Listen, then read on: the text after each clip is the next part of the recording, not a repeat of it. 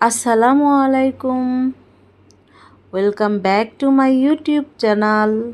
কেমন আছেন আপনারা? আমি ভালো আছি আলহামদুলিল্লাহ। আপনারা কেমন আছেন অবশ্যই আমাকে কমেন্টস করে জানাবেন। আমি আপনাদের মাঝে ফিরে এসেছি আজকে খুবই মজাদার একটি রেসিপি নিয়ে। ঘরের সামান্য কিছু উপকরণ দিয়ে কিভাবে এত সহজে সুন্দর একটি রেসিপি তৈরি করে ফেললাম সেই ভিডিওটাই আপনাদের মাঝে নিয়ে এসেছি। আমার এই রেসিপিটা যদি আপনাদের ভালো লেগে থাকে তাহলে ভিডিওটা না টেনে শেষ পর্যন্ত দেখবেন এবং দয়া করে আমার এই চ্যানেলের মধ্যে লাইক, কমেন্টস এবং সাবস্ক্রাইব করতে ভুলবেন না। আমি আপনাদের মাঝে নিয়ে এসেছি শামী কাবাব। হ্যাঁ, শামী কাবাব, যা বাচ্চাদের খুবই পছন্দের একটি খাবার হয়ে থাকে।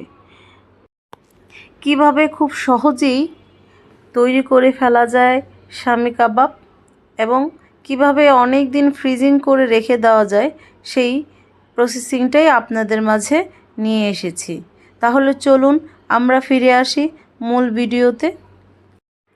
শুরুতেই আমি যেটা নিলাম সেটা হলো বুটের ডাল। হ্যাঁ, যা আমি পানি দিয়ে ভিজিয়ে 1 ঘন্টার জন্য রেস্টে রেখে দেব। তারপর আমি নিয়ে নিলাম গরুর মাংস এবং ছোট ছোট করে কেটে রেখে দিলাম এবং পেঁয়াজ কুচি করে নিলাম। অনেকগুলো পেঁয়াজ কুচি করে পেঁয়াজগুলো ভেজে নিব। আমার অবশ্য একটু পুড়ে গেছে, আপনারা খেয়াল রাখবেন যাতে পেঁয়াজগুলো না পুড়ে। পেঁয়াজগুলো ভাজা হয়ে গেলে আমরা অন্য একটা প্লেটে তুলে রাখব এবং একই কড়াইয়ের মধ্যে ভিজিয়ে রাখা ডাল এবং মাংসটা দিয়ে দিব। এখানে আমি 4 পিস রসুন দিয়েছি এবং কুচি করা পেঁয়াজ দিয়ে দিয়েছি। আদা রসুন বাটা, স্বাদ মতন লবণ এবং শুকনা মরিচের গুঁড়া দিয়ে দিয়েছি।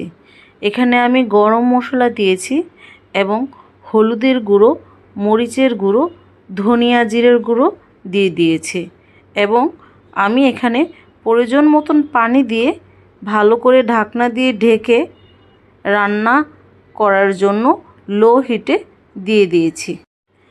আমি এই রান্নাটা লো হিটে 1 ঘন্টার মতন সময় নিয়ে করেছি।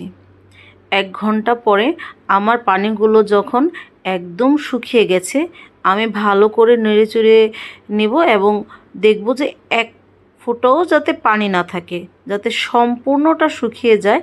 তখন আমি এটা নামিয়ে ঠান্ডা করে নেব এবং ব্লেন্ডারের সাহায্যে 2টা ডিম ভেঙে হালকা একটু ব্লেন্ড করে নেব।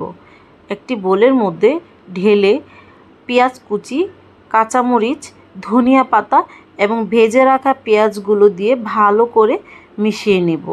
ভালো করে মেশানো হয়ে গেলে হাতের সাহায্যে আমি এগুলো কাবাবের শেপ দিয়ে ভেজে নেব এবং বাকি কাবাবগুলো একটি বক্সের মধ্যে ফ্রিজিং করে রেখে দেব, যা 15 থেকে 20 দিন খুবই সহজে আমরা রেখে দিতে পারবো। কেমন হয়েছে আমার এই ভিডিওটা? ভালো লাগলে অবশ্যই লাইক, কমেন্টস এবং সাবস্ক্রাইব করতে ভুলবেন।